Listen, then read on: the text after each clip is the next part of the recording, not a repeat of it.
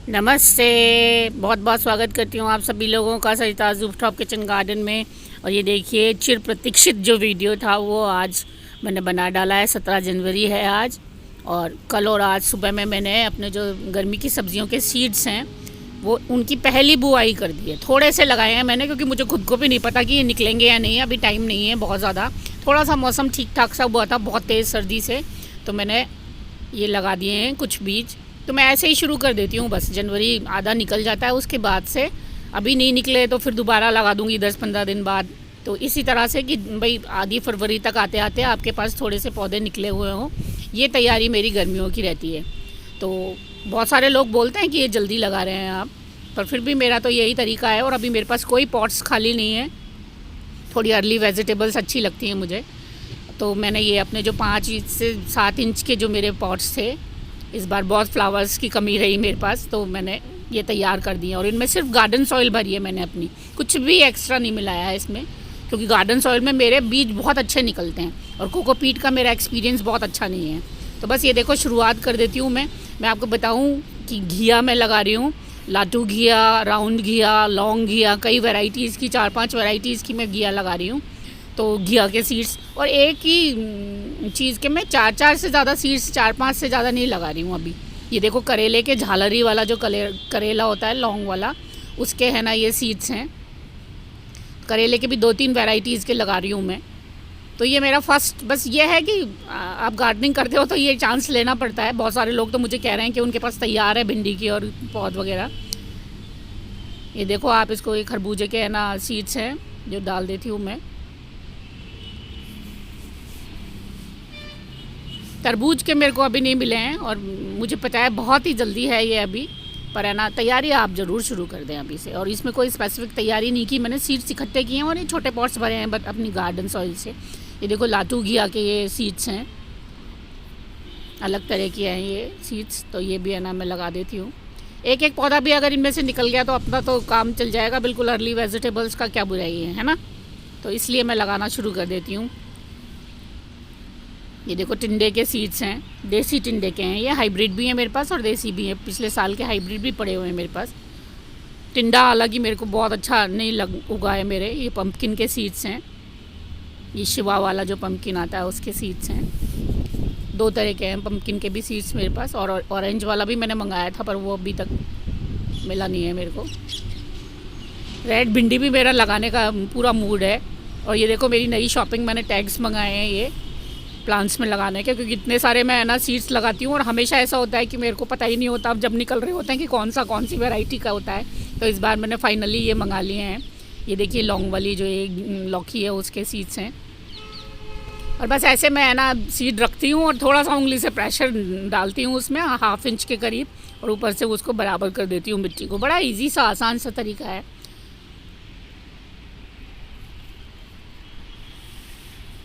तो ये टैग्स भी मैं लगाती जाती हूँ इस बार, क्योंकि कई वैरायटीज़ की है ना चीज़ें लग रही हैं। लौंग वाली ककड़ी है तो पता रहेगा मुझे भी जब निकल के आएंगे कि कौन सा सीड अच्छा जा रहा है और है ना कहाँ पे क्या लगा हुआ है। ये देखिए राउंड वाली एक है ना बॉटल गार्ड का सीड है ये। सीड्स मेरे पास लास्ट ईयर के भी रखे हुए हैं, वो भी लगा रही हूँ मैं। और है ना इस बार के जो नए मंगाए हैं वो भी मैं लगा रही हूँ। पर अभी मैंने बस यही है कि 4-4 सीड्स लगा दो, बहुत है। एक एक प्लांट भी अगर निकल जाता है तो गर्मियों के हिसाब से।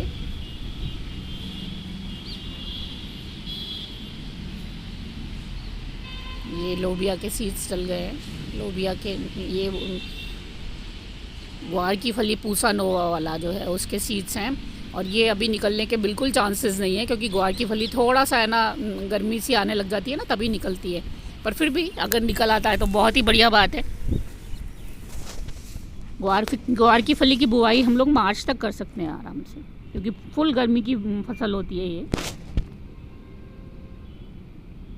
तो मैंने तो डाल ही दिए हैं अभी, क्योंकि मैं सब पैकेट्स खोल के थोड़ा थोड़ा डाल रही हूँ। और ये देखो भिंडी, अनामिका वाली भी है मेरे पास भिंडी हाइब्रिड, और अर्का वाली भिंडी भी है मेरे पास। अर्का के बीज जो होते हैं वो हम कई बीमारी से जो है पहले से ही प्लांट्स को बचाने के लिए तैयार होते हैं। ये बात और है कि ये चीज़ मैंने कभी भी है ना टमाटो में अभी तक एक्सपीरियंस नहीं की है अपने में। मैं 2 साल से अर्का वाले बीज मंगा रही हूँ टमाटो के, पर सेम उनमें भी बीमारियाँ उतनी ही लगती हैं मेरे यहाँ तो। और रेड वाली भिंडी भी मेरा दिल है इस बार लगाने का कि वो भी 1-2 प्लांट्स लगा के देखें कैसे लगते हैं। तो देखो कितना इजी एंड सिंपल है। बस पहले से मैंने है ना मिट्टी गीली करके रखी हुई है, सीड रखा अपना उस स्पेस पे बराबर दूरी पे, और है ना बस उसको गाड़ दिया उंगली से ही और मिट्टी बराबर कर दी। ये खीरा के बीज हैं और बहुत सारे सीड्स हैं इस बार, इसलिए बहुत ज़रूरी हो गया था टैग्स लगाना मेरे लिए।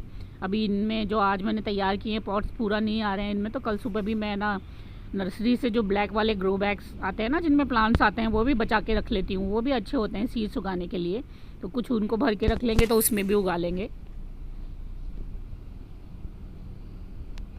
ये वीडियो बनाने का मेरा मकसद बस इतना ही है कि मैं आपको बता दूं कि मैंने बुआई पहले शुरू कर दी है अपनी,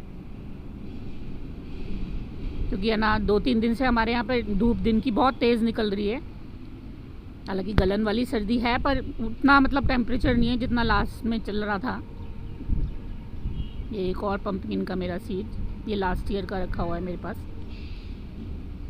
तो मैंने सोचा क्यों ना है ना मैं बुआई कर दूं। पिछली बार जैसे काफ़ी ठंड थी तो मैंने शायद 20 या 24 के बाद जनवरी के बाद बुआई शुरू की थी, और इसीलिए मैंने ये अभी डाल दिया। और मिट्टी तो मेरी खाली है ही, पॉट्स तो मेरे खाली है ही नहीं, अभी सर्दियों की सब्जियों से भरे हुए हैं। तो ये इनमें लगाने का 5 से 7 इंच के पॉट्स में लगाने का ये फ़ायदा होता है कि ये आप एक आध महीना इनको निकाल सकते हो इसमें, और तब तक खाली हो जाएंगे मेरे पॉट्स। तो ये बड़ा अर्ली वेजिटेबल्स लगाने का बहुत अच्छा तरीका है ये, कि आप इस तरह से उनकी बुआई कर दें।